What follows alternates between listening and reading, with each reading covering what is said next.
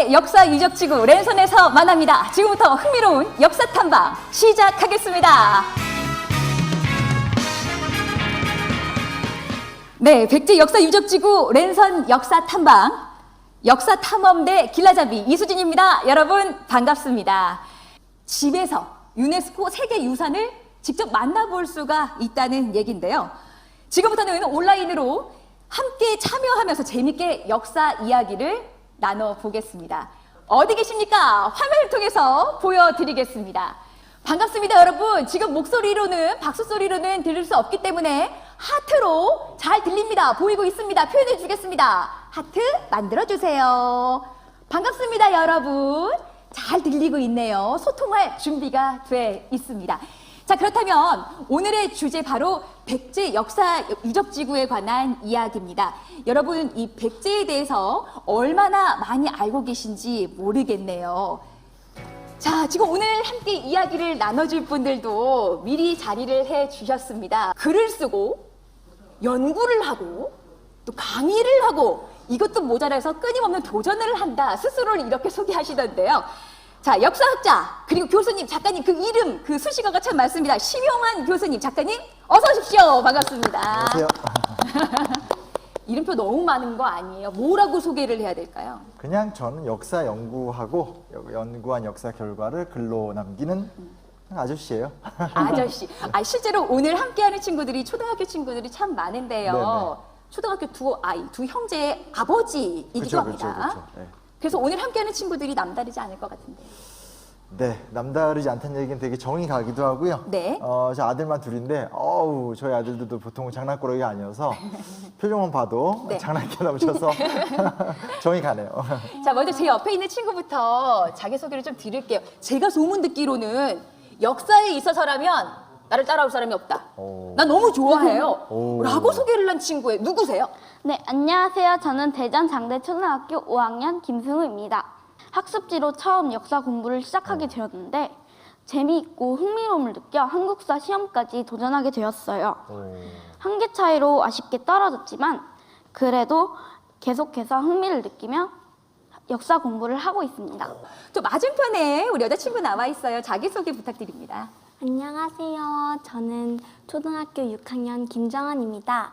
평소에 역사를 좋아해서 관심이 많았는데 오늘 백제 역사 유적지구 랜선 역사 탐방에 함께 할 수 있게 되어서 너무 좋아요. 유익한 시간이 되었으면 좋겠습니다. 공주의 유네스코 세계유산부터 다녀오겠습니다. 화면에 먼저 담아왔는데요. 함께 지켜보죠.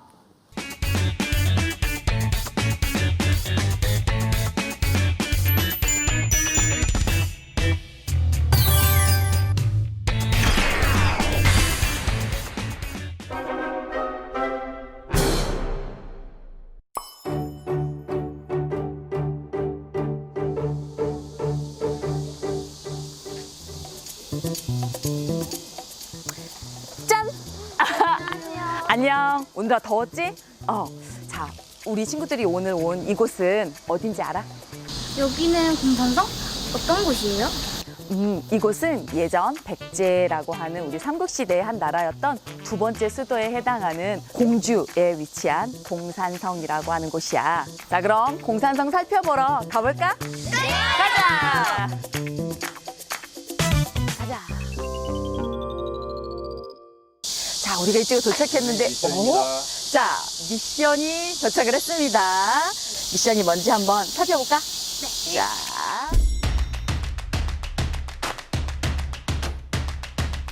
암호를 풀러 가볼까? 네. 자, 암호 1, 9, 4, 2, 1 출발!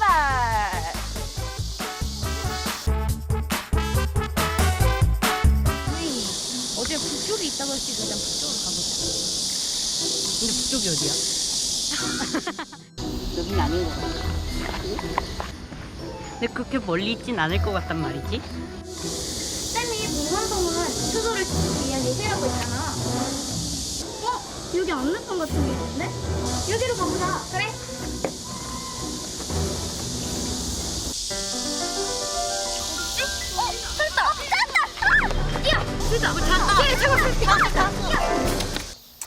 짠! 오, 정답을 잘 찾아왔는데? 자, 그럼 정답을 다 같이 한번 외쳐볼까? 정관 19년 4월 21일 공산성에서 발견된 칠갑 갑옷은 오칠이 되어 있는 갑옷을 뜻하는 건데 이것은 백제의 마지막 바로 멸망의 모습을 우리가 상상해 볼 수 있는 중요한 증거 자료가 된다고 하고 우리는 그것을 통해서 이 당시 동아시아에서 가지는 갑옷의 의미나 구조 이런 거에 대해서도 한 번 더 생각해 볼 수 있을 것 같아. 자, 일단 첫 번째 미션 모두 다 성공! 자, 그러면 다음 장소로 이동해 볼까? 네, 고! 이곳은 예전 백제의 왕궁터가 있었던 증거가 될 수 있는 게 여러 가지가 발견이 됐어. 그 중에 하나가 바로 뭐냐면 물을 쓸 수 있는 연못이 있었다는 거야. 그러니까 그러한 식수도 쓰고 군사용으로도 쓰고 이 왕궁터에서 여기에서 이제 생활도 하는 모습들을 우리가 추정을 해볼 수도 있겠지, 그지?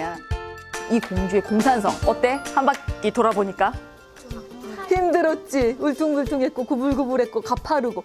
그래서 무령왕 때의 중국과 교류해서 힘을 키우고 난 후에 그의 아들 성왕이 올라갔을 때 좀 더 넓고 교류가 편한 곳으로 이사를 가야 되겠다 하고 생각을 한 곳이 어디냐면 바로 이 금강의 하류 쪽. 그러면 하류는 물이 더 많고 평야가 더 넓게 펼쳐져 있겠지?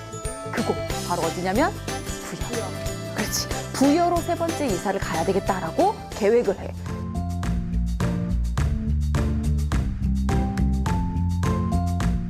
우리가 지금까지 깃발을 보면서 걸어왔잖아, 그치? 자, 이렇게 공산성을 돌아봤는데 이곳에도 이렇게 특별한 깃발이 있단다.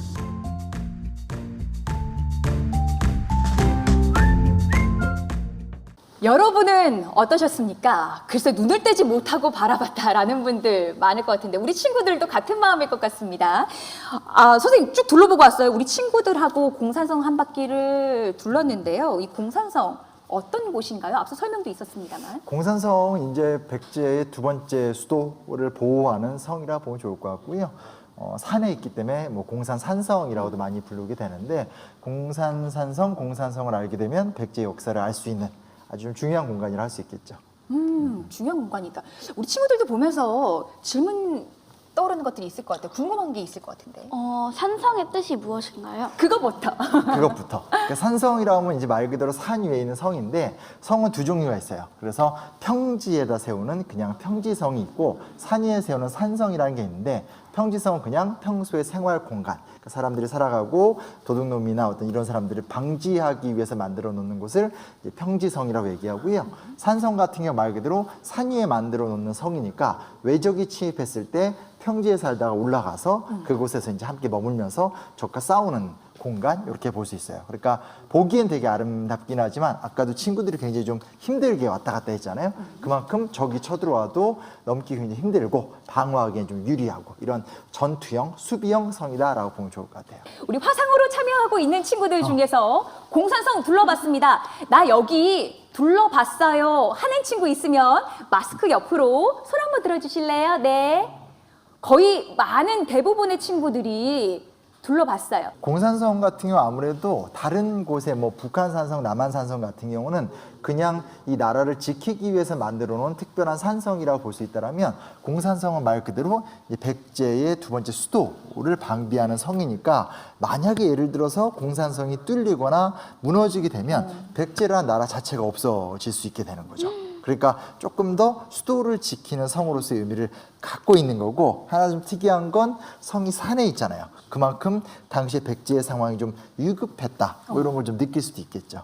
지금 우리가 보고 있는 공산성은 돌로 만들어졌잖아요. 그죠? 근데 그거는 이제 조선시대 한 중기 이후에 새롭게 개축된 걸로 현재 추정을 하고 있고요. 원래 백제시대 때 만들었던 성은 이제 토성, 흙으로 만들었던 거예요. 그래서 그건 조금 구별할 필요가 있는 거고 판축 기법이라고 해서 그 전에 이미 원래 백제가 한성에서 시작했잖아요. 근데 그 한성 백제 때부터 소위 말하는 흙을 이렇게 다지는 기법, 그래서 쉽게 말하면 흙판을 만들어서 그 흙판을 계속 쌓으면 굉장히 탄탄해지고 비가 와도 무너지지 않고 뭐 이런 어떤 특별한 기법들이 있어요. 그래서 어떤 판축 기법 같은 걸 통해서 토성이지만 굉장히 단단한 성을 만들었었다. 이런 것도 좀 기억해두면 좋을 것 같아요. 중국에 가서 만리장성 알죠, 그렇죠? 네네. 만리장성 같은 경우도 현재 우리가 가서 볼 수 있는 건 명나라 때, 그러니까 우리나라로 말하면 조선시대 때 만들어진 거고 원래 과거에 진시황이 쌓았던 성은 똑같이 토성이었었어요. 그래서 예전에는 돌을 옮길 수 있는 기술이나 장비 같은 것들이 부족했기 때문에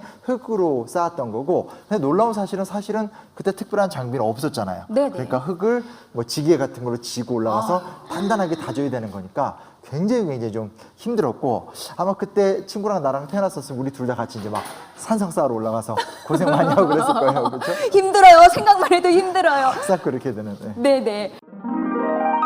백제 역사 유적지구 랜선 역사 탐방. 자, 공주편 그 두 번째 이야기를 좀 준비했는데요. 어디인지 아시겠어요, 심영한 선생님? 이쯤엔 제가 모른다고 하는 게 조금 더 재밌을 것 같아요. 네, 알고 있지만. 자, 우리 친구들은 어디로 떠나게 될지 알고 있는지 모르겠습니다. 빠질 수가 없는 곳인데요. 바로 공주 송산리 고분군입니다. 공주의 또 다른 유네스코 세계유산 이어서 소개하겠습니다. 화면에 담았습니다. 함께 보시죠.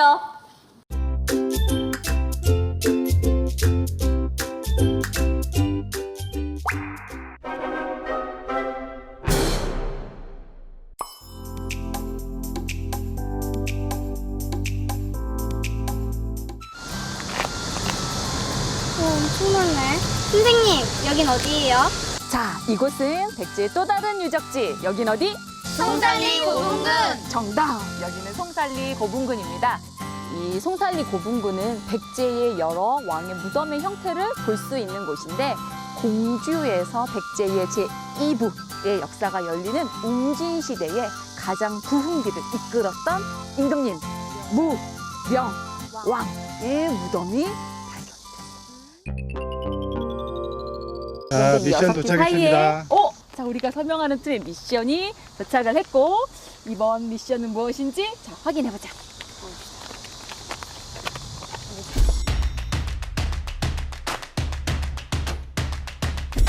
오늘의 암호 코드는 사신도. 사신도를 찾으러 출발해 볼까? 네. 자, 그러면 출발! 사신도에는 성룡, 백호, 그리고 또 뭐가 있지? 나도 잘 모르겠는데? 저기 안에 뭐가 들었을까? 어디야? 백제의 두 번째 부흥을 이끈 왕이야. 이제 나라가 발전을 못하는 모양부터 참 나타나가지고 그다음에 나 도시로 대단한 왕이구나. 사신도는 아까 4개의 동서남북의 방향을 지키는 신이라 그랬지? 그러면 이 사신도는 어디에 그려져 있을까?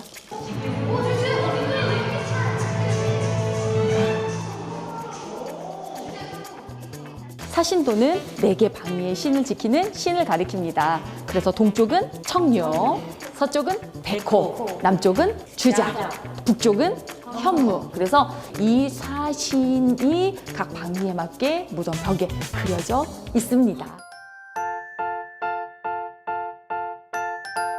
우리가 이 무덤을 만드는 것을 보고 백제인의 기술, 그다음 백제인의 사상, 생각, 어떤 생각을 가지고 있는가, 이런 것들을 살펴볼 수 있는 아주 중요한 자료가 되고, 무령왕릉은 중국의 양나라와 교류를 했구나. 무슨 양식을 보고? 벽돌 양식. 오케이. 그래서 오른쪽 거 어느 게 왕 거게? 이거. 그렇지, 맞아. 신분이 높은 사람이 사용을 할 수 있었다는 거야. 자, 우리 친구들 오늘 무령왕 관람 잘 하셨나요? 네. 즐거웠어? 네. 그러면 오늘 백제 웅진시대에 대해서 우리가 살펴보았고, 다음번 사기시대에서 또 만나요. 네. 고생하셨습니다. 오늘 되게 더웠는데도 쌤이 설명도 잘해주고 해서 너무 재밌었어요. 평소에 제가 궁금해했던 우리나라 역사에 대해서 선생님이 자세히 알려주셔서 정말 좋았어요. 그 무덤이 왜 이렇게 어마무시하게 큰지 이유를 알게 되어서 호기심을 풀게 되었고, 제가 평소에는 공주를 그냥 지나치기만 하고 이런 유명한 백제의 무령왕릉이나 그런 무덤이 있다는 걸 몰랐는데 오늘 이렇게 문화유산들을 보고 나니 굉장히 감명 깊었습니다.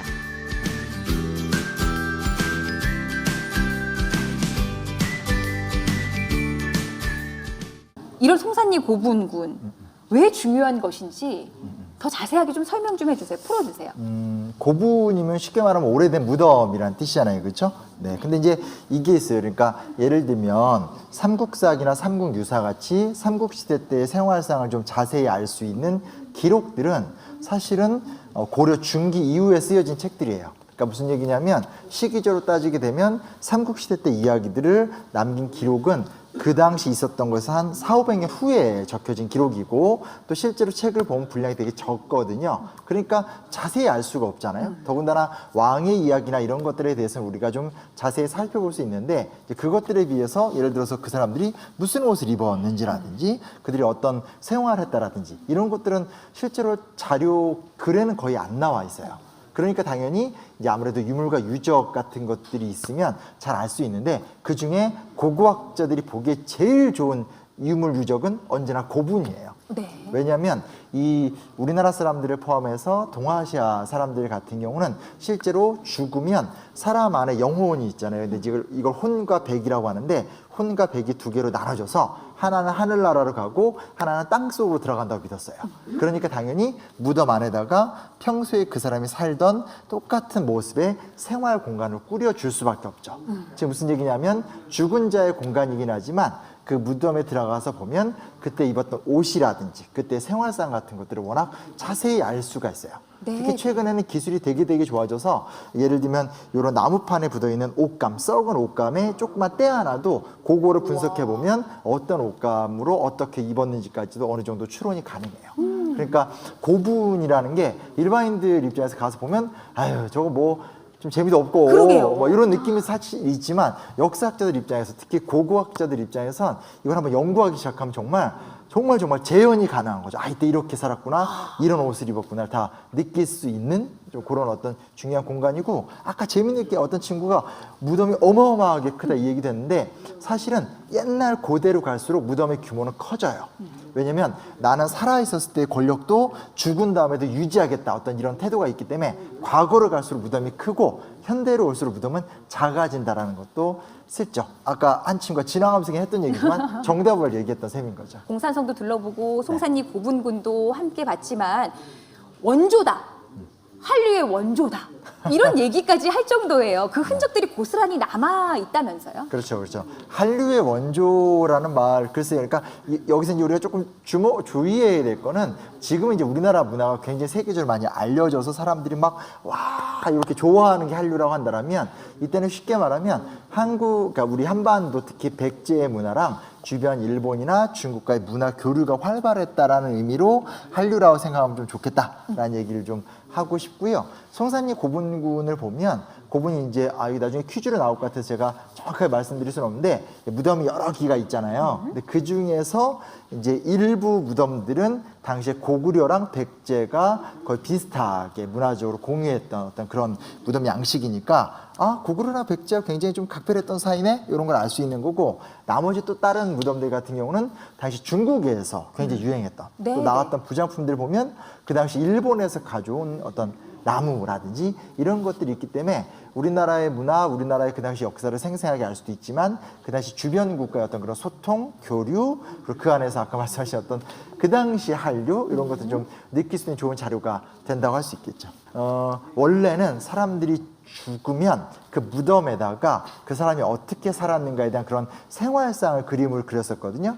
근데 그렇게 하면 그려야 될 게 너무 많잖아요. 그렇죠? 그러니까 나중에 가면 갈수록 그림 자체가 좀 추상적이 되고 상상적인 그림이 되는데 우리나라만이 아니라 동아시아 사람들이 가장 좀 신성한 그러니까 우리 눈에 보이는 동물들은 아니지만 실제로 굉장히 좀 중요한 역할을 하는 신성한 동물들이 있다라고 해서 그런 것들을 그림으로 남기게 되고 그러한 신성한 영물들이 인간계를 지켜준다. 어떤 그런 걸로 만들어진 게 사신도라는 그림이에요. 그러니까 네. 사신도가 그려진다라는 건 그만큼 백제 문화 예술의 수준이 높아지고 있다라는 것들, 뭐 이런 것들을 알 수 있겠죠, 그렇죠? 네. 그렇다면 여기서 질문을 좀 더 받아보죠. 우리 친구 궁금한 것들 어떤 게 있나요? 백제에 발견된 무령왕릉과 능을 제외하고는 백제에 발견된 능이 없나요? 능이 많지 않죠. 그리고 실제로 이제 쉽게 말하면 이제 고분이 개수가 많지 않은 것도 좀 중요한 문제이긴 한데, 또 하나는 이게 이제 누구 거냐로 가게 되면 사실 거의 몰라요. 꼭 백제만 그런 건 아니고, 예를 들면 우리가 신라 같은 데 가도 이렇게 무슨 총 이런 말 많이 쓰잖아요. 그렇죠? 고구려도 천마총 그렇고. 들었어. 네. 천마총. 네네. 그건 뭐 거의 뭐 한국인이라면 뭐 천마총 모르는 사람 없겠죠. 잠깐 아는 척 해봤습니다. 네. 그렇죠, 그렇죠. 근데 이 총이란 단어가 들어가도 그 무덤의 주인이 정확히 누군지 모르는 것들이에요. 그래서 사실은 그 무덤의 주인이 정확하게 누구고, 그 무덤의 주인공이 어느 시대 때 어떤 위치로 살았는가에 대해서 이렇게 다 알게 되는 무덤은 거의 없어요. 그래서 무령왕릉 같은 경우가 굉장히 가치를 높게 볼 수밖에 없는 게, 다른 건 그냥 시기 정도, 문화 정도로 추정해 본다라면, 무령왕릉은 아예 기록상 무령왕이라 왕도 있고, 그 무령왕의 활동도 우리가 알고 있고, 거기다가 무덤이 있으니까 이 사람이 단순하게 무령왕의 모습만이 아니라, 무령왕릉은 무령왕이 죽은 다음에 짓는 무덤이잖아요. 그렇죠? 그러니까 그 다음 대에서 무령왕을 어떻게 기억하고 그 다음에 어떻게 역사를 꾸려가려고 했는지를 좀 또 같이 느낄 수 있는 공간이니까 되게 좀 특별한 공간들. 그래서 어디 가면 이런 거 있어요. 선생님들한테 선생님 이거 무덤 주인이에요. 그럼 선생님이 막 당황해하는 경우가 있어요. 이러면 선생님 무시하면 안 돼요. 왜냐면 선생님들이 모르는 거예요. 그게 발굴이 안 됐으니까. 그래서 우리가 모든 과거 역사에 대해서 다 알고 싶은 건 사실이지만, 다 알지 못하는 건 일부러 선생님들이 공부를 열심히 안 해서 모르는 건 아니고요. 그만큼 남아있는 흔적들이 벌써 한 1500년 정도 지난 거니까 정확하게 알 수 없고, 그 안에서 우리가 발굴하고 연구해서 아는 것만 이야기하게 되는 그런 것들이다라는 것들, 그런 것도 알면 좋죠. 진짜 예를 들어서 무령왕릉처럼 어떤 누군가의 무덤이 딱 나와서 거기서 되게 중요한 기록들이 쏟아져 나오면, 고대사, 백제는 옛날 역사잖아요. 그런 건 아예 정말 새롭게 쓰여질 수도 있어요. 와. 그 정도로 고대사에 대한 기록은 많이 안 남겨져 있고, 네네. 워낙 무덤에서 나올 때마다 확 바뀌는 경우도 있어요. 네네. 선생님 여기서 잠깐, 지금 우리 친구가 얘기를 다 듣기도 전에 네네. 이거 정말 입이 근지러워서 질문 꼭 하고 싶어요. 네네. 좋아요, 손을 좋아요. 번쩍 들었거든요. 좋아요, 좋아요. 자, 우리 친구 연결해 보겠습니다. 자기소개 한번 해볼까요? 누구세요? 초등학교 지진 네, 고운초등학교 학생이네요. 이지민 친구. 무령왕릉이 벽돌 형식의 무덤이라고 했는데 다른 무덤도 이런 형식의 무덤이에요. 그러니까 완벽하게 유일하게 무령왕릉만 벽돌 무덤인 건 아니에요. 한두 기 정도 현재도 발굴된 건 있고, 그리고 아마 무령왕릉이 너무나 완벽한 형태의 벽돌 무덤으로 만들어졌기 때문에 아직 발굴하지 못한 벽돌 무덤 같은 경우도 있을 거긴 한데, 실제로 좀 이따 이제 제가 다시 한번 얘기를 해드리겠지만, 벽돌 무덤이란 양식 자체는 우리나라 고유의 양식이 아니고, 주로 백제의 무덤 양식은 주로 이제 고구려 쪽에 있었던 돌무지 무덤이라든지 아니면 굴식 돌방 무덤 같은 것들이 대부분이기 때문에, 그래서 안 나오던 게 나오니까 굉장히 관심을 끌게 된 거고, 이게 왜 나왔지? 우리나라 한반도에서는 찾아볼 수 없는데 신라의 무덤 양식도 아니거든요. 네네. 그러면서 이제 관심을 갖게 된 거니까 아주 유니크하다. 뭐 이런 것들은 기억하면 좋겠고, 그리고 어떤 그 예술미라든지 보존 상태 같은 것들, 물론 처음에 일부 도굴이 되긴 했지만 어찌됐건 그런 것도 굉장히 수준이 좀 높다라는 거, 네네. 그런 부분에서 굉장히 좀 가치가 있다고 할 수 있겠죠. 이것도 심영환 선생님한테 직접 여쭤보고 싶어요. 궁금한 게 있었거든요. 손들어서 표현하겠습니다.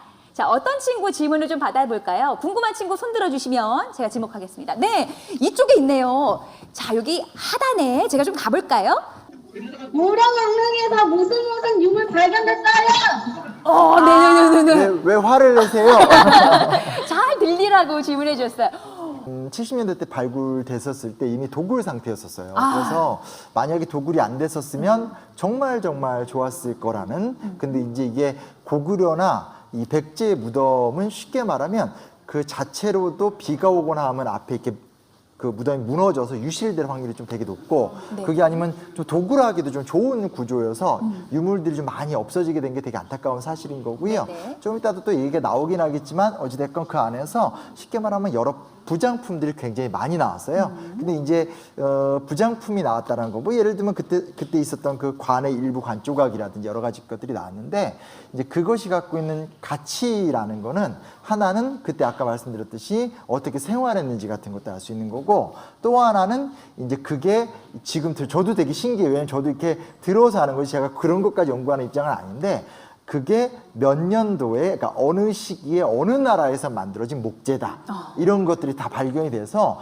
그 무덤 양식 자체는 이게 중국식 양식인 건데, 안에 들어왔던 그 목재 유물 같은 경우는 일본에서 들어온 금강송이라는 것이 다 밝혀졌어요. 그러니까 이게 그때 실제로 일본에 있는 나무들을 수입해 오고 중국에 있는 기법들을 갖고 와서 함께 만들었었구나를 같이 알 수 있는 뭐 그런 것들이 되는 거니까 조금 아쉽긴 하죠. 그래도 뭔가 좀 아예 훼손되지 않은 유물, 예를 들면 신라 같은 경우는 무덤 한번 이렇게 딱 열면 뭐 적게는 10만 점, 많게는 한 2, 30만 점까지 나오기도 하고 그러거든요. 근데 이게 고구려나 백제 쪽 같은 경우 나오더라도 대부분 다 유실되거나 도굴이 된 게 너무 많아서 그렇게 이렇게 딱 내놓을 만한 그런 많은 어떤 유물들이 다양하게 나오지 못하는 좀 안타까움들이 있어요. 자, 바로 이 친구죠. 연결을 시도해 봅니다. 네, 만나보죠. 저는 아름초등학교 6학년 9반 유민서입니다. 네, 6학년 친구인데요. 심영환 선생님 걱정하고 있어요. 점점 더 어려운 질문으로 나를 곤란하게 하는 게 아니냐. 궁금합니다. 우리 친구의 궁금한 점. 지금부터 질문 시작하겠습니다. 그 무령왕릉은 지금 만약에 파괴가 되면 복구할 만한 기술이 있나요? 네네네네. 이제 파괴되기 전에 우리가 보존을 해야 됩니다만은 만약입니다. 만약. 그렇죠. 그러니까 이게 좀 재밌는 게 뭐냐면 우리나라에서는 문화재 자체의 발굴 자체는 60년대 때부터 본격화가 됐어요. 그때 왜 본격화가 됐냐면 이제 오늘 듣는 친구들은 잘 모르겠지만 엄마 아빠한테 이제 물어보면 알겠지만 산업화의 시대라고 우리나라가 막 경제 개발을 시도하던 때니까 그럼 쉽게 말하면 막 아파트도 짓고 막 건물도 짓고 하면 땅을 많이 이렇게 팔 수밖에 없으니까 그때 유물이 대거 되게 많이 등장했거든요. 근데 처음에 그 당시에는 실제로 예를 들어서 이런 게 있죠. 무덤에서 천 같은 게 나오면 그거는 그 날씨 상태가 바뀌면 바로 사가서 없어져 버릴 수 있거든요. 근데 그 당시에는 실제로 수장고, 그러니까 적정한 온도로 유물을 보존할 수 있는 수장고 같은 경우가 서울의 국립중앙박물관 한 곳밖에 없었어요. 그러니까 실제로 옮기지 못해서 망가져 버리는 것도 굉장히 많았었고, 또 유물이 나와도 그걸 이렇게 막 맞춰 껴야 될 거 아니에요, 그렇죠? 근데 어떻게 껴야 될지 몰라가지고 당황스럽고 사실 그러다가 이제 보관을 잘못해서 파기가 되는 경우도 굉장히 많았는데 그게 70년대니까 벌써 한 4, 50년 됐잖아요. 그렇죠? 지금은 굉장히 기술 수준이 높아지고 뭐 컴퓨터라든지 카메라라든지 여러 가지 어떤 과학기술의 지원도 굉장히 많이 받아서 복원 같은 경우, 그러니까 복원도 있고 재현도 있죠. 그래서 아예 똑같이 만들어서 다른 곳에다가 이제 그러니까 무령왕릉을 그냥 막 들어가면 훼손이 되니까. 모형전 시간 우리가 둘러본 것처럼. 그렇죠. 이렇게 똑같이 만들어서 보게끔 하는 기법도 있고, 그리고 혹시나 비가 오거나 이렇게 해서 훼손이 되거나 하면 그런 것들이 이제 다시 계속 재복원하는 과정들을 해요. 그러나 예를 들어서 심각한 화재를 겪는다라든지 아니면 뭐 정말 어마어마한 산사태가 일어나서 무너지게 되면 그건 사실상 재현에 가까운 복원, 그러니까 사실상 다시 만들어야 돼요. 그러니까 그렇게 안 되게 하기 위해서 우리가 신경 많이 써야 되는 거고, 가장 무서운 건 불 같은 게 되게 무섭습니다. 우리 화상으로 참여하는 친구들과 함께 역사 퀴즈를 함께 풀어볼 텐데요. 문제가 남느냐, 내가 남느냐, 끝까지 남아있는 친구들에게 선물이 돌아가게 되는데요. 오늘의 선물 보여주세요. 네, 우리 친구들 들고 있어요. 자, 지금 카메라 앞으로 다가와서 이게 무슨 선물이야 지켜보는 친구들이 있는데, 이거 어떤 선물입니까? 소개 좀 해주세요.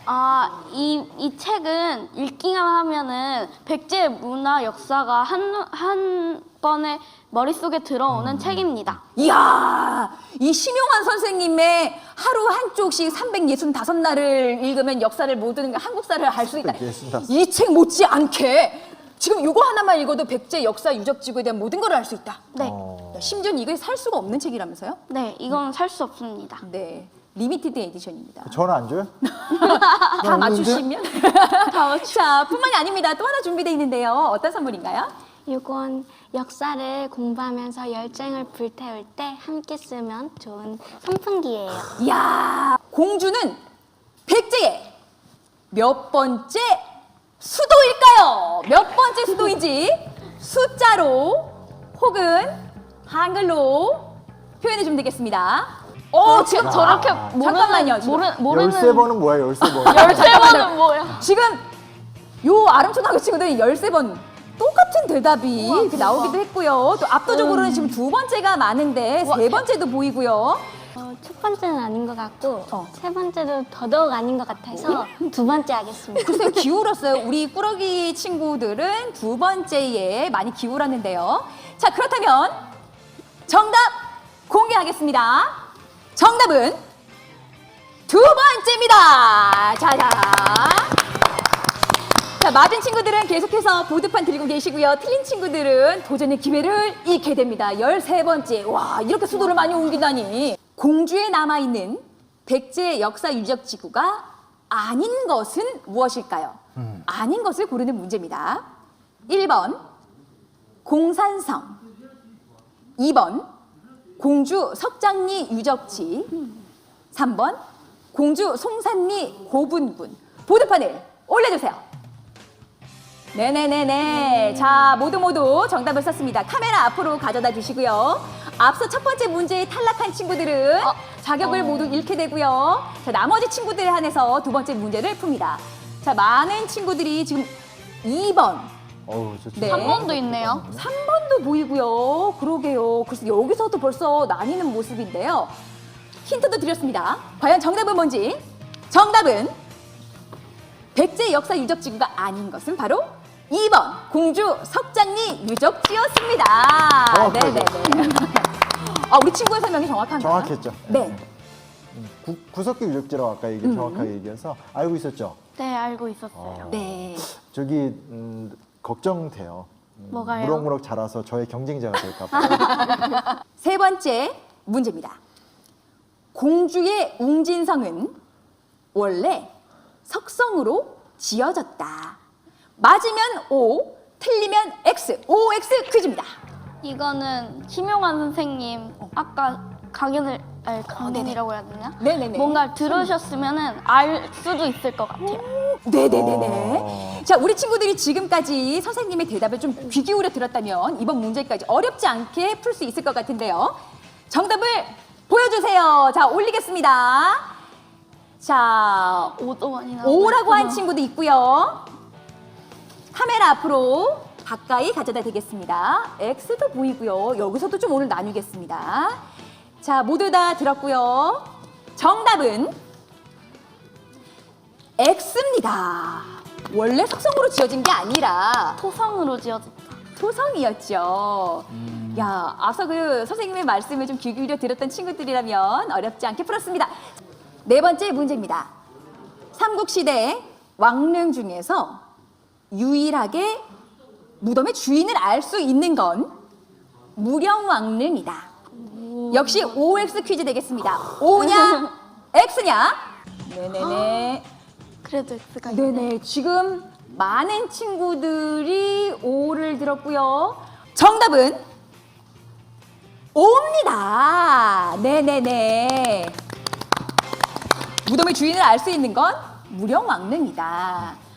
앞서도 그 많은 것들이 시기와 짐작할 수 있는 것들을 자세하게 설명해 놓아서 할 수 있다고 했는데 부연 설명 좀 해주신다면. 네, 그렇죠. 그러니까 실제로 예를 들어서 무령왕릉 같이 정확하게 이제 주인공이 누군지 알 수 있는 것들은 이제 이런 식으로 표현을 많이 하고요.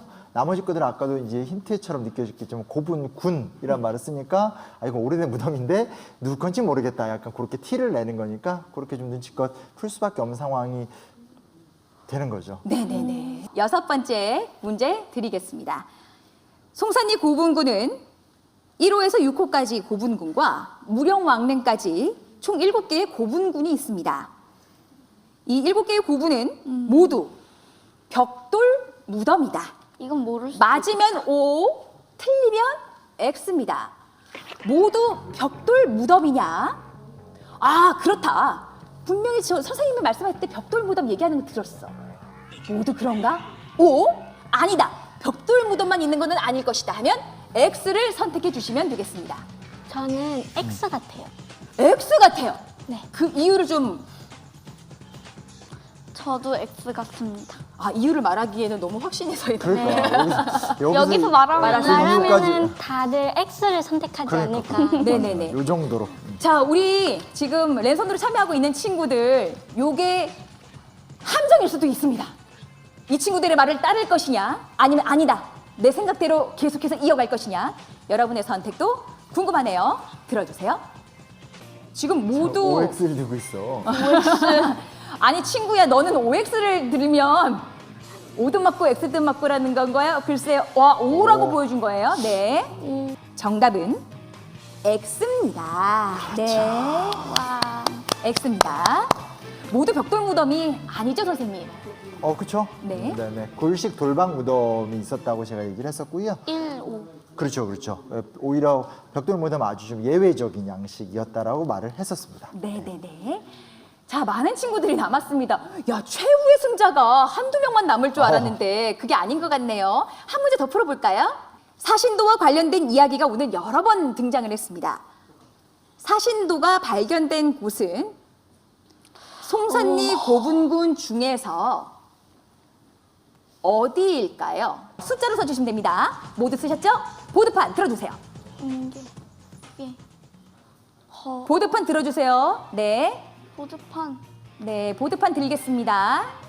거의 야, 너무 어렵습니다. 무령왕릉. 네네네. 모든 친구들에게 선물을 좀 나눠주고 싶었는데요. 무령왕릉.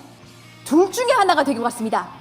최후의 역사 퀴즈 왕은 6호 V라고 썼으면 여러분이 최후의 승자입니다. 네네네네. 아, 선생님 이거 진짜 맞추지 못할 거라고 생각했어요. 그렇죠. 네네. 이거 다 틀릴 줄 알았어요. 네네네. 그래서 준비된 수량이 없었나? 뭐 이런 생각하고 있었는데 네네. 오히려 맞추네요, 그렇죠? 와, 자 이렇게 된다면 책만 읽어도 백제 역사 직구의 모든 것을 알 수 있다는 리미티드 에디션 참고서와 함께 열정의 시원한 바람까지 보태서 선풍기 선물을 보내드리겠습니다. 축하합니다. 네네네.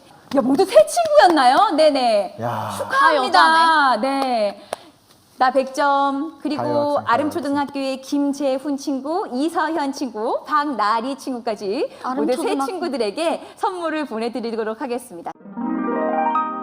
우리 심영원 선생님이 어떤 이야기를 풀어주실지 박수로 맞아보도록 하겠습니다. 부탁드립니다. 지금 재미있게 잘 따라오고 있죠?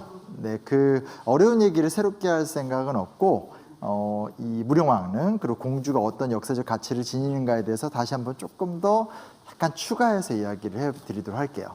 일단은 아마 아까 우리 친구가 구석기 유적지가 있어요 뭐 이런 얘기를 했어요. 깜짝 놀랐어요. 그건 나만 알아야 되는데 벌써부터 알고 있고. 근데 실제로 이제 공주에는 그런 선사시대 때 유적지가 있기도 하고, 가만히 따져보면 또 앞으로 우리가 5학년 6학년 되고 나면 학교에서 이제 배우겠지만 예를 들어서 고려시대 때 이곳에서 밀란이 일어난다라든지, 그러니까 너무나 힘든 그 무신정권기 때 어떤 사회 혼란상을 극복하려는 시도가 있었다라든지, 아니면 동학농민운동이라고 혹시 들어봤어요? 네. 동학농민운동 같은 경우도 저쪽 이제 충청도랑 전라도 쪽 군대가 바로 이 공주의 길목을 통해서 한양으로 진출하려고 하다가 공주 우금치에서 패배를 한다라든지 등등등. 이 공주라는 곳은 길목이라고 할 수 있겠죠. 예를 들어서 충청도나 혹은 더 밑쪽에 있는 남도 쪽에서 소위 말하는 한양이나 개성, 평양 같은 데로 올라갈 수 있는 요충지 중에 요충지다. 그러니까 역사 이야기가 많을 수밖에 없다는 걸 기억할 필요가 있겠고요. 또 하나 살짝 기억해둘 건, 주자라는 말이 들어가면 조선시대 때 아주 중요한 행정구역이었다라는 거. 네네. 뭐 청주, 충주, 공주할 때 이 공주. 그래서 아주 좀 중요한 곳이었다는 걸 좀 보면 좋을 것 같고요. 오늘 이야기랑 관련해서 제가 작게나마 화면 하나를 준비했기 때문에 화면을 보면서 한번 얘기를 해보도록 할게요. 자, 나중에 가면 이런 어떤 지도들도 막 외워야 되고 이렇게 뭐 중고등학생 되면 그런 좀 부담감이 있긴 한데, 생각보다 지도는 굉장히 중요한 이야기를 하고 있습니다. 자, 지금 보시면 이쪽 지도는 4세기경의 백제와 관련된 지도고요. 이쪽 지도는 5세기경 지도예요. 약간 느낌이 좀 다르죠? 어떤 느낌이 나요, 지도를 보면? 4세기 때는 백제가 발전한 것 같고 그 근초고왕인가? 그렇게 벌써 답을 다 말하면 선생님 할 얘기가 없어요. 네네네. 지도 보면 어떤 느낌이 나요? 4세기에는 백제가 발전을 많이 했던 것 같고 그쵸, 그쵸. 5세기에는 고구려가 발전을 진성기를 누렸던 것 같아요. 맞아요. 그러네요. 지금 굉장히 정확하게 얘기해서 아 내가 할 얘기가 없구나 이 생각을 해보게 되는데 되게 정확해요. 보세요. 4세기 때는 아까 친구가 살짝 얘기했었던 근초 고왕을 중심으로 백제 굉장히 크게 발전해요. 그 전까지는 한양을 중심으로 해서 오늘날로 말하면 충청도 전라도 일대로 영토를 확보했다라면 자세히 보이진 않겠지만 실제로 밀고 올라가서 평양성 일대를 공격하면서 고구려를 위험에 빠뜨리기도 하고 백제인들이 산둥반도라든지 심지어 요서지방까지 진출했다는 기록이 있어요. 근데 이거는 요서지방에다가 영토를 세웠다고 보는 학자들은 거의 없고 이쪽까지 가서 무역을 했다 정도로 많이 보고 있어요. 또 심지어 일본까지도 많이 왔다 갔다 하죠. 그러니까 4세기 때는 백제 입장에서 굉장히 잘 나가던 시간이었어요. 근데 친구가 얘기했듯이 5세기 들어가면 5세기 하면 누가 떠오르죠? 광개토대왕하고 그렇죠. 장수왕. 광개토대왕, 장수왕. 광개토대왕 같은 경우는 실제로 밀고 내려와서 한강 이북 지역 일대까지 장악을 했었고 그의 아들이었던 장수왕 때가 되면 아예 한강을 넘어서 원래 백제의 수도였었던 한성 일대를 뺐죠.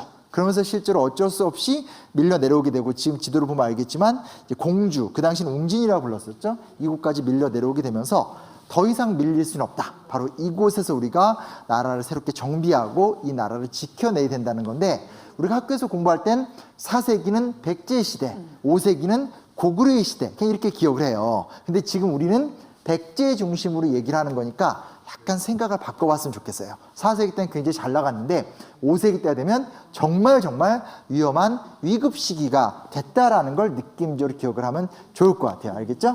자, 근데 이게 흥미로운 게 뭐냐면 한반도도 아직 지금 신라 얘기는 안 나오지만 고구려 백제 신라가 이렇게 경쟁하듯이 그 당시에 이제 외국 지도를 보면 자, 일단 중국을 한번 보여드릴게요. 이쪽 지도를 보면 중국도 되게 복잡하죠. 그렇죠? 뭘 얘기하는 거냐면 실제로 우리나라에서 고구려 백제 신라 아직 가야가 살아 있었을 텐데 세 나라가 각축을 벌이고 있을 때 공교롭게 중국이 지금 하나의 나라가 아니죠. 그렇죠? 크게 두 개의 나라로 이제 나눠져 있는 모습을 볼 수 있는데 저쪽 북방에서 5호 16국이라고 해서 5개의 뭐 흉노, 선비 같은 외적들이 그러니까 북방 유목민족들이 밀고 내려와서 북방 일대에다가 여러 나라를 세우다가 북이라는 나라로 통일이 됐고요. 원래 있었던 그 중국에 있었던 사람들은 중국 남쪽 양쯔강 일대로 내려와서 나라를 유지하게 됐어요. 그러니까 중국도 나라가 두 개로 나눠진 상태가 되는 거죠. 글자 약간 어렵지만 송제양진이라고 해서 남쪽에 있는 나라도 왕조가 계속 왔다 갔다 했으니까 중국도 혼란기라고 할 수도 있고 분열기라고도 할 수 있겠죠. 자, 그럼 보세요. 한번 생각을 해봐요. 우리도 현재 백제인 입장에서 생각해 봤었을 때 우리가 한때 잘 나가다가 지금 고구려의 공격에 의해서 이렇게 밀렸어요. 누군가의 도움이 필요할까요? 필요하지 않을까요? 필요하죠. 필요하겠죠. 어느 나라의 도움이 필요할 것 같으세요? 중국? 중국이 아무래도 근처에 가까이 있으니까 중국의 도움도 필요할 것 같고. 일본. 그렇죠. 일본도 좀 필요할 것 같죠. 네? 신라도 필요할 것 같긴 한데. 신라, 좋죠. 오늘 얘기 신라는 별로 중요하진 않은데 여튼 맞아요. 신라라든지 아니면 일본이라든지 중국과 친해 두면 고구려의 남진을 저지할 수 있겠죠. 그럼 보세요. 위치상 백제 입장에서 조금 친하게 지낼 수 있는 중국은 북쪽에 있는 중국일까요? 남쪽에 있는 중국일까요? 남쪽. 아무래도 그쵸. 남쪽. 이 당시엔 남조라 불렀었는데 남쪽에 있는 중국과 친해지는 게 유리하겠죠. 그쵸? 왜냐면 북쪽에 있는 중국과 가려면 실제로 지금 바닷길이 되게 어렵잖아요. 그쵸? 그리고 실제로 고구려랑 북쪽에 있는 중국이 더 가까우니까 가서 도와달라고 해봤자 썩 잘 도와줄 것 같지 않아요. 여기서 이야기가 빠져 있지만 실제로는 한성의 백제가 머무를 적에 계로왕 때 실제로 보면 이 백제 왕인 계로왕이 북위라는 중국 북쪽에 있는 나라한테 도움을 요청했던 적이 있었어요. 하지만 도와주지 않았어요. 어차피 가만히 보니까 니네 안 될 것 같아. 약간 이런 식이었었거든요. 그래서 무령왕 때쯤 되면 실제로 북쪽에 있는 중국한테 도움을 요청하지 못하고 남쪽에 있는 중국한테 도움을 요청하게 되고요. 저 끝에 보면 지금 왜라고 써 있고 야마토 정권이라 말이 써 있죠. 당시 일본 같은 경우는 우리나라나 중국에 비해서 훨씬 더 문명의 발달이 늦었었던 상황이었어요. 근데 시간이 지나면서 4세기, 5세기경 정도 되면 일본 전체는 아니더라도 일본 영토의 일부가 야마토 정권이라고 해서 나름대로 하나의 나라를 이루고 있었어요. 그리고 예전에 배워본 적 있죠? 일본에는 어느 나라 사람들이 굉장히 많이 갔었어요. 이럴 땐 백제라고 얘기해 주는 게 되게 좋을 것 같아요. 백제요. 그렇죠. 이렇게 먼저 받으시네요. 예. 맞아요. 백제인들이 굉장히 많이 가서 거주를 하기도 하고 교류를 많이 했었기 때문에 일본 쪽도 역시 백제랑 교류가 많았었던 상황이었어요. 그러면 당장 고구려를 막아내는 데 있어서 굉장히 힘이 붙이니까 당연히 남조, 외, 그리고 신라 등과 연합해서 뭔가 새로운 제국의 어떤 백제라는 나라의 중흥을 도모하는 게 유리하겠죠. 그렇죠? 그렇게 되면 고구려도 함부로 움직일 수 없었다라는 것들. 이거를 누가 눈치채고 적극적으로 활동을 했다? 오늘 얘기를 종합해 보면 백제? 느껴지는 바로 그 왕을 얘기하면 되죠. 이렇게 이러지 말고 뭐예요? 무령왕. 그렇죠. 무령왕이라고 볼 수 있어요. 그래서 이런 어떤 국제 관계를 이용했다고 할 수 있는 건데, 자, 요쪽에 보면 어우 막 이해할 수 없는 글이 쫙 써 있죠. 그렇죠? 네, 해독하라고 어떻게 아나운서님께서 하실 수 있나요? 글쎄요. 니시셔머. 네. 아, 이거 중국어인데요. 뭐라고 하는 건가요? 요걸 뭐 일일이 다 해독할 필요는 없는데, 요 그림은 양직공도의 일부예요. 양직공도는 뭐냐면 이 중국의 남조의 왕조 중 하나가 양이라는 나라가 있었어요. 근데 양이라는 나라에 주변에 여러 사신들이 방문을 하게 되면 이 나라의 화가가 실제로 그 사신의 모습을 그림으로 그리고 그 나라와 관련된 기록을 이렇게 남기는 경우들이 있었어요. 당연히 요 그림은 누구일 것 같아요? 백제의 사신이 왔었던 백제의 사신의 모습을 기록해 둔 건데, 이 모습을 봐서 이 당시 백제인들이 어떤 옷을 입고 있었고, 네. 당시 백제인들이 어떤 요청을 하고 있었고, 백제와 양나라가 어떻게 친하게 지내고 있었는지에 대해서 현재는 해독하기 좀 힘들지만 기록들이 많이 남겨져 있어요. 시기적으로 봤었을 때 5세기경이기 때문에 이게 무령왕이다라고 할 수는 없겠지만 그 시기 무령왕 전후로 해서 백제가 굉장히 활발하게 이 중국의 남조랑 교류를 했었다는 걸 알 수 있어요. 자, 그러면 그 다음 우리가 내용을 정리해 볼 수 있게 되는 건데, 아까 무령왕릉이 무슨 무덤이라고 그랬죠?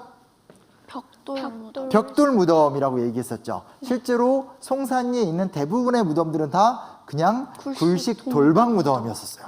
다 알아. 큰일 났어. 선생님 더 열심히 해야 될 것 같아요. 근데 어찌됐건 굴식 돌방 무덤이었는데, 굴식 돌방 무덤은 실제로 고구려의 무덤 양식이에요. 살짝 제가 고구려의 무덤 양식을 보여주면, 자, 어디서 본 적 있죠? 네. 이 무덤은 장군총, 현재 우리가 광개토대왕의 무덤 정도로 추정하고 있어요. 총자가 들어가면 무덤의 주인이 누군진 정확히 모른다라고 얘기했었죠. 그렇죠? 근데 이 무덤 보면 많은 친구들이 피라미드적인 느낌이 난다고 얘기하는데, 피라미드는 아니고요. 돌무지 무덤이라고 해요. 그러니까 돌을 쌓아서 만든 무덤인 거고, 그리고 이 위쪽에 보면 요게 이제 굴식 돌방 무덤이거든요. 그래서 굴식 돌방 무덤 안에는 이런 식으로 벽화가 그려져 있어요. 이 두 종류가 소위 말하는 고구려식 무덤 양식이고, 고구려에서 나온 백제라는 나라도 주로 무덤은 다 두 종류의 무덤들, 현재 석촌동 고분군이라든지 송산리 고분군 같은 경우들이 이런 무덤 양식을 띠고 있어요. 그런데 우리가 앞에서 계속 얘기를 했었던 것들이죠. 그에 반해서 무령왕릉 같은 경우는 벽돌 무덤의 양식을 띠고 있다라는 거죠. 그 얘기 무슨 얘기겠어요? 기존의 고구려랑 친하게 지냈었는데 고구려랑 사이가 굉장히 나빠지게 되면서 고구려부터 문화를 수용하기도 힘들어지게 되고, 무엇보다 나라를 중흥하고 새롭게 살리려면 당연히 중국이나 외, 일본과 친하게 지내는 것이 하나의 방편이라고 할 수 있겠고, 그런 어떤 방편의 하나로 나중에 이렇게 무덤으로도 이렇게 어떤 그런 외교의 흔적이 남아 있다라고 또 볼 수도 있어요. 그리고 요 얘기만 하나 하고 마칠게요. 아까 이 지도를 보시면 지금 보면 어떻게 돼 있어요? 공주가 백제 영토에서 안쪽에 있는 게 아니라 고구려랑 붙어 있죠. 그렇죠? 그리고 산성이니까 전투를 대비하기 위한 성이잖아요. 무슨 얘기냐면 장수왕한테 밀려서 가까스로 현재 정착을 했다는 걸 의미하는 거예요. 즉 무슨 얘기냐? 현재 국가의 사정이 위태위태하다는 걸 얘기하는 거예요. 그래서 실제로 무령왕, 아까 여기 다음에 보면 이 양직공도라는 그림에 보면 무슨 기록이 나오냐면 실제로 이 22담로를 두었다, 이런 기록이 나와요. 정확하게 22담로가 뭔지는 모르지만 여러 사서들을 비교해 봤었을 때 공주에 정착한 다음에 무령왕대에 지방 호족들을 자기 편으로 정확하게 만들기 위해서 귀족들이 동요되지 않게 하기 위해서 22담로를 설치하고 그 담로에다가 왕족을 파견해서 국가를 새롭게 정비했다. 내부적으로는 귀족을 잘 다스리고 외부적으로는 주변 국가들과 외교 관계를 잘 만들면서 국정을 운영하면서 새로운 중흥의 기초를 놓았던 왕이 누구다? 무령왕이었다. 그리고 그 무령왕의 노력이 현재 어떤 유산으로 남겨져 있다. 이렇게 기억하시면 좋을 것 같아요. 네, 선생님. 제 오늘 얘기 끝이에요. 자, 이해됐죠? 네, 여기까지 들어봤습니다. 이렇게 귀에 착 와닿을 수가 있나요? 어렵게만 생각했던 우리의 한국사를 쉽게 풀어서 얘기해 줬습니다. 또 백제의 찬란했던 역사, 그중에서도 무령왕에 대한 이야기 집중적으로 좀 들어봤는데요. 자, 그렇다면 우리 함께하고 있는 친구들은 어떤 것들이 궁금할까요? 궁금한 것들이 참 많을 것 같습니다. 한 친구에게 좀 질문을 받아보도록 하죠. 오늘 선생님의 강연을 들으면서 저 맨 위에 반짝반짝 손을 들고 있는 친구가 보입니다. 네, 아름초등학교 친구처럼 보이는데요. 네, 이서현 친구인가요? 만나보도록 하겠습니다. 네, 심영원 선생님의 강연 쭉 듣고 왔어요. 더 궁금한 것들이 많아졌나요? 어떤 걸 여쭤보고 싶으세요? 무령왕은 왜 공주에서 왜 부여로 수도로 옮겼어요? 무령왕이 수도를 옮긴 국왕은 성왕이에요. 무령왕을 옮기진 않았고요. 아까 얘기했듯이 공주는 사실은 우리가 내일 또 그 얘기를 이어가겠지만 공주는 너무나 이제 소위 말하는 고구려의 침략 위협이 가까웠었던 상태였고 수도로서 이렇게 평야지대 같은 게 부족했기 때문에 결국은 조금 더 국가의 중흥을 도모하려면 더 좋은 땅, 안정된 수도가 필요했고 그게 이제 성왕이 세우게 되는 그 당시엔 사비라고 불렀었고 부여로 이제 천도를 하게 되는 거죠. 그러면 한성에서 웅진으로, 웅진에서 사비성으로 그렇죠. 이렇게 천도하는 과정들 내일 또 만나볼 수 있을 것 같은데요. 우리 친구들 하고 싶은 얘기 참 많습니다. 들으면 들을수록 더 궁금해지는 것이 바로 백제 역사지구에 대한 이야기가 아닐까라는 생각인데요. 자, 우리 두 친구도 함께 해줬습니다. 선생님이 이야기를 들으면서 오늘 어땠는지도 궁금한데요. 지금까지 보았던 공주의 두 곳의 백제 유적지 말고 또 다른 유적지가 있나요? 또 있죠. 네, 유적은 많죠. 네네. 저는 또 답변해 줘야 돼요? 소감 아니었어요? 야, 내일 이 시간을 넘기려고 했는데요. 궁금한 네네. 들이 너무 넘쳐나서요. 네. 일단 짧게 내일 좀 설명을 할까요? 네. 사비 쪽 가서 얘기를 하는 걸로 했으면 좋을 것 같고요. 네. 네, 그렇게 얘기해야 될 것 같아요. 시간이 없어요. 내일 이 시간을 조금 더 기다리게 하는 뭔가가 있네요. 아주 궁금한 게 많은 친구였고요. 우리 친구 오늘 함께 해줬어요. 어땠어요? 제가 좋아하는 역사를 심용한 선생님과 랜선을 통해 함께하는 분들과 배워서 너무 즐거웠고요. 우리 모두 코로나 위기를 잘 극복해서 함께 만나 역사를 체험하는 날이 왔으면 좋겠어요. 네, 그렇습니다. 우리 친구들도 다 같은 생각이라면 하트를 표시해서 그 답에 응해주겠습니다. 네, 오늘 많은 친구들이 네, 좋아요, 좋아요. 그 마음을 박수 대신, 말 대신 이 손 의미로 좀 전달을 한 것 같습니다. 백제 역사 유적 지구 그 첫 번째 시간이었습니다. 오늘 공주에 대한 이야기 좀 나눠봤는데요. 여기서 끝이 아니죠. 내일 두 번째 이야기가 남아 있습니다. 내일 2편 부여 이야기로 10시에 다시 만나게 될 텐데요. 더 많은 분들이 함께 할 수 있는 시간이었으면 좋겠습니다. 심영원 선생님, 오늘 재밌는 얘기 1시간 남짓으로는 너무 부족한 것 같은데요. 다음에 또 만날 수 있는 날이 오면 좋겠습니다. 네, 불러주시면 오도록 하겠고요. 여튼 너무너무 똑똑해서 대단해요. 진짜 역사의 희망이 보입니다. 네, 그렇습니다. 우리가 비록 마스크를 쓰고 있지만 선조의 숨결을 느낄 수 있는 시간이었던 것 같습니다. 내일 이 시간 백제 역사지구 랜선 역사탐방 다시 만나도록 하겠습니다. 여러분 여기까지입니다. 고맙습니다. 함께해 주신 여러분 고맙습니다. 손 흔들어 주세요. 반갑습니다.